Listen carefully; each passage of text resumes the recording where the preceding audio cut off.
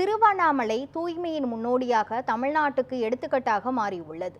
பக்திக்கு பெயர் போன திருவண்ணாமலை தூய்மையின் அடையாளமாக மாறியது எப்படி விவரிக்கிறது இந்த செய்தி தொகுப்பு.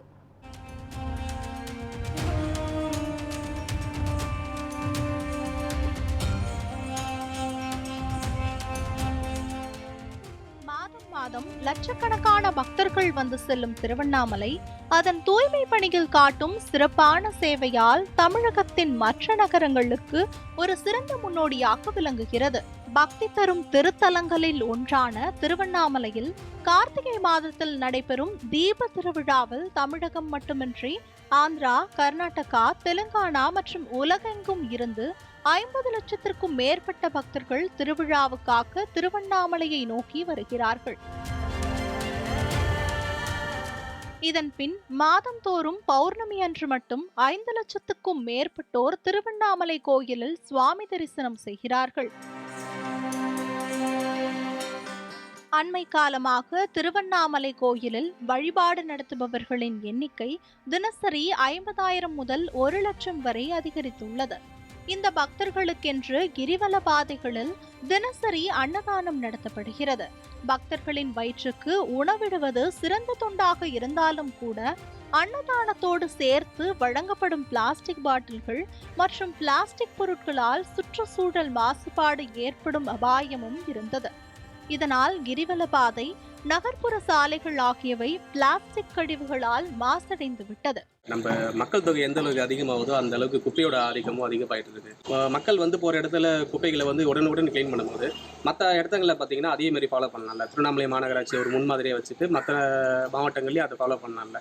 இப்படி பண்ணும்போது மனிதர்களுக்கு இல்லாமல் விலங்குகளுக்கும் பாதிப்பு இல்லாமல் நம்ம பார்த்துக்கணும். திருவண்ணாமலை மாநகராட்சி ஒரு முன்மாதிரி எடுத்து மற்ற மாவட்டங்களை அதை செயல்படுத்தணும். அதனால தமிழ்நாடு மேலும் முன்னேறதுக்காக எடுத்துரைக்கிறோம். இந்த பெரும் சவாலுக்கு எதிராக திருவண்ணாமலை மாநகராட்சியும் கிரிவல பாதை பகுதியில் உள்ள ஊராட்சிகள் மற்றும் மகளிர் குழுக்கள் ஒன்றிணைந்து ஒவ்வொரு நாளும் பல டன் குப்பைகளை சேகரித்து அகற்றும் பணியில் முழு நேர அக்கறையுடன் செயல்படுகின்றனர். ரீசெண்டாக வந்து பார்த்தீங்கன்னா ஒரு யானைக்குட்டி வந்து வயிற்றுக்குள்ளே இருக்கும் போதே தாய் இறந்த செய்தி வந்து கேள்விப்பட்டிருப்போம். இறப்பு வந்து எப்படி நடந்திருக்குன்னு பார்த்தீங்கன்னா குட்டியோடையே சேர்ந்து நிறைய கழிவுகளோட அந்த தாய் யானை இறந்திருக்கு. அதுக்கு முக்கிய காரணம் என்ன அப்படின்னு பார்த்தீங்கன்னா நிறைய பிளாஸ்டிக்ஸ் நம்ம வந்து யூஸ் பண்ணிட்டு காட்டுக்குள்ளே வந்து எப்படி இது நடந்ததுன்னு தான் எனக்கு ரொம்ப வந்து ஆச்சரியமாக இருக்குது. ஏன்னா பிளாஸ்டிக் ஒழிப்பு பற்றின நிறைய போராட்டங்கள், நிறைய மாநாடுகள் நடந்துகிட்டே வந்தாலும் கூட மக்கள் இன்னும் கூட பிளாஸ்டிக் ஒழிக்கணும் அப்படின்ற எண்ணம் வரலையோ, அதுக்கான இன்னும் நம்ம பாடுபடணுமோ அப்படிங்கிற ஒரு எண்ணம் எனக்குள்ள இருந்துகிட்டே இருக்கு. சக உயிர்களுக்கான ஒரு உலகம் இது.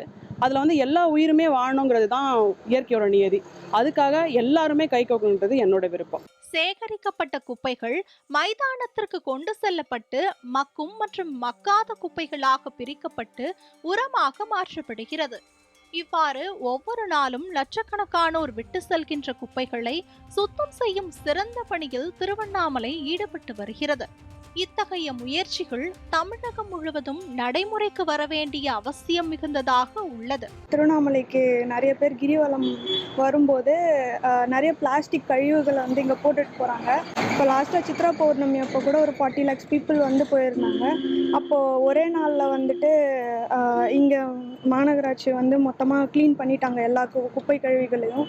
இந்த மாதிரி ஒரு பெரு நகரமில் நிறைய மக்கள் வந்து போகிற இடத்துலையே வந்து இந்த மாதிரி தவறுகள் நடக்குது அப்படின்னா இன்னும் சின்ன சின்ன ஊர்களெல்லாம் வந்து சரியான முறையான பராமரிப்பு இல்லை அப்படின்னா இன்னும் நிறைய வந்து வனவிலங்குகள் பாதிக்கப்படும். இந்த பூமி வந்து நமக்காக மட்டும் இல்லை, எல்லா உயிர்களுக்காகவும் இருக்குது. அதனால கொஞ்சம் நம்ம இந்த பிளாஸ்டிக்ஸ் எல்லாம் வந்து யூஸ் பண்ணுறதை கொஞ்சம் குறைச்சிக்கணும். ஏனெனில் இன்று வரை பிளாஸ்டிக் கழிவுகள் காரணமாக விலங்குகள் உயிரிழப்பதும் மனிதர்களுக்கு சுகாதார சிக்கல்கள் ஏற்படுவதும் தொடர்ந்து நடைபெற்று வருகிறது. பெருகி வர காலகட்டத்தில் இது மிகப்பெரிய ஒரு அழிவாக இருக்குது. எல்லா இடத்துலையும் குறிப்பிட்டு ஒரு ஊர் அப்படின்னு சொல்லாமல் பெருவாரியான பெருநகரங்கள்லே வந்து இந்த குப்பைக்கான அழிவு வந்து பெருகிக்கிட்டே வருது. வாயிலா ஜீவன் வாயிலோ ஜீவன் அப்படின்றத தாண்டி கழிவுகள்னு பார்த்து எல்லாத்துக்கும் பொதுவாக நடவடிக்கை எடுத்து சுத்தம் செய்யணும் அப்படின்றது என்னுடைய ஒரு சின்ன கருத்து. ஆகையால் திருவண்ணாமலை மாதிரி சுற்றுலா தலங்கள் மற்றும் வனப்பகுதிகள் உள்ள மற்ற பகுதிகளும் இந்த பணியில் முன்வந்தால் குப்பையில்லா தமிழ்நாடு என்கின்ற கனவை நாம் நிச்சயமாக எட்ட முடியும். இங்கே அங்கங்கே குப்பைகள் போகிறாங்க, ஆனால் அன்னன்னைக்கு க்ளீன் பண்ணிடுறாங்க. இங்கே நீட்டாக வச்சுருக்காங்க. இங்கே எந்த ஒரு அந்த மாதிரி சம்பவம் எதுவுமே நடக்கலை.